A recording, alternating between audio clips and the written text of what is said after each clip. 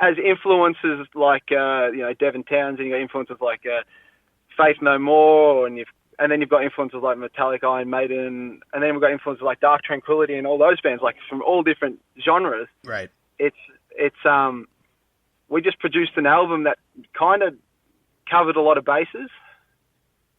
So I think it's hard to say. It's a hard one because I think even with this new album, it's hard to put us directly in a genre. No, there's a ton of melody in Invisible the Dead, and I think you hit it right on the head. It's kind of hard to put you in a particular category, which is why I wanted to ask, because nothing stands out to me as like, oh, they're clearly a progressive metal band, or oh, they're clearly a power metal, or whatever you may call it. You guys have just you're just good metal. Period. I guess if that's a category, let's put it in that. How's that? Yeah, no, that sounds good. Thanks. Yeah, it's funny because we got paired up with Accept for our big European tour, and that was one of the best experiences I'll probably ever have in my life. But for anthem-based traditional metal, I think it was sometimes in particular parts of Europe a funny mix. Whereas from Australia, because we're all different bands, we just play together because there's not that many bands. We're used to seeing a lot of different styles on the same bill, but I think for them to not have the exact same genre supporting such an iconic metal band was a bit strange for a lot of fans. Well, speaking of which, I was reading over the list of bands that you've opened for and shared the stage with. Yep. And it's really impressive. In fact, too many for me to even list here, but kind of there has to be a great backstage moment, or maybe just an aha moment for you, or maybe something really funny that happened on the road with Accept or anybody else that you supported. Can you just think of a funny story or something that you want to share with us? Well, the crew members from Accept, that Uwe Lulis was one of them. He ended up he's actually in the band now. But they bought, because they were so obsessed with the fact we were from Australia, and I think they really enjoyed the sort of humour we have here. They bought me a €65 kangaroo costume, and they were so pumped I was going to wear it on the last show. I promised them I'd wear it, and we were going to get up on stage, and I was going to play in this kangaroo costume. And they were loving it. They were in tears. But then, unfortunately, the boys from Accept themselves, they said, look, we take our shows a little bit serious, and unfortunately it might not go down that well.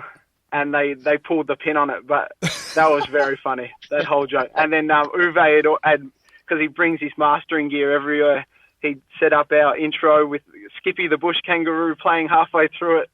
And it would have been a good time, but unfortunately that fell through.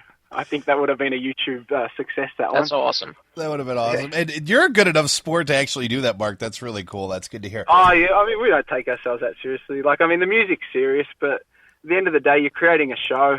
Yeah.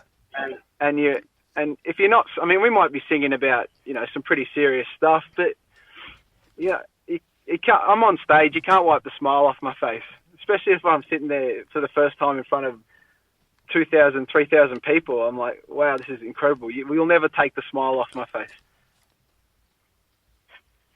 Well, let me ask you something really quick, Mark. You co-founded a band with your brother. Yeah, my twin brother. That's got to be, your twin brother. That I didn't even know. Take us through that, because that's got to be one of those things where you probably have an instant connection musically, but at the same time, there has to be that sibling. Oh, absolutely. Yeah, take us through that. Well, it probably starts from the day that I decided to, join this band, or make this band. Me and my brother and our old bass guitarist, which is still a lifelong friend for us, we said, let's make a band. So, yeah, sure. And then me and my twin brother both played drums at the time. And we've both been playing for a few years, and we're at a pretty good level, skill-wise. And he just goes straight out, I'm drumming. And I'm like, so I never was meant to be the singer or the guitarist. But from that day on, I picked up the guitar. And you're kidding me. Always sang. I was always attracted to the melodic side of it. Always sang through choirs and stuff in in primary school. Oh, okay. And always enjoyed singing. Everyone sings, like everyone loves singing. Even if you're terrible at it, everyone loves doing it. So I was pretty happy after a couple of months of warming myself into it. The confidence side of thing, I think, was the hardest thing, not being behind a drum kit. But as soon as we pick up the guitar and writing melodies, and with Dean, my twin brother in the back, the drummer, it is. I wouldn't want to play in a band with anybody else. Oh, and cool. I've done shows with people before, and it's never been the same. It is a heavy connection, and I think it's so much more than musical. In Gothenburg, one show we played, it was such a beautiful acoustic in the room, and you get this massive bounce back. And they're the kind of shows when you've got your brother so tight with you in the back, you almost feel like that you're not people on stage. It's just one big unity, and it's great. I wouldn't want it any other way, to be honest. That's awesome. I'd play an acoustic set with just myself if I didn't have my brother drumming. I wouldn't even bother. Wow, and to think, and obviously, I didn't know that you had the drumming background, so it's pretty amazing that you just like picked up the guitar and got behind the mic and started singing, and then you went from being behind a drum kit to being a front man. That's a totally different thing. To do that, and I'm not saying this because you're on the show. I think guitar skill-wise and vocally, you do some incredible stuff, Mark. And actually. Yeah. We, as always, play a song from our guest here on the show, and wanted to get your feedback of all the songs that you've released off of Invisible the Dead, which is an incredible album once again. I can't say that enough. What is the one track that stands out to you that you'd like us to play? Well, it's personally, I mean, it's a few years ago now, so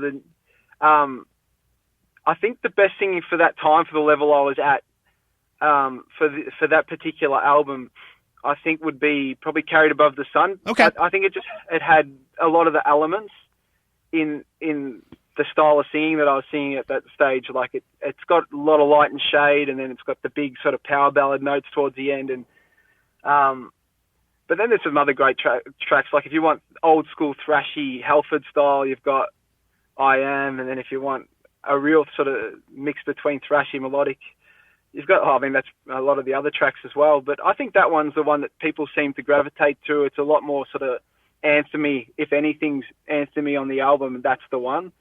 And I mean, if you want sort of a more proggy sort of song, I guess people were more attracted to Invisible the Dead, the title track. So, but I mean, if you guys can choose, I don't mind whatever anyone wants to listen to.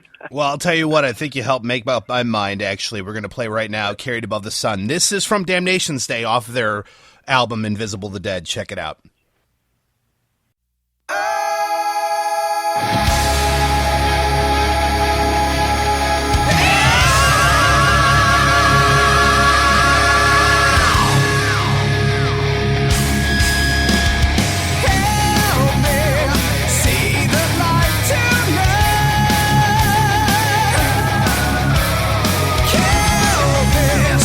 Evil that's inside.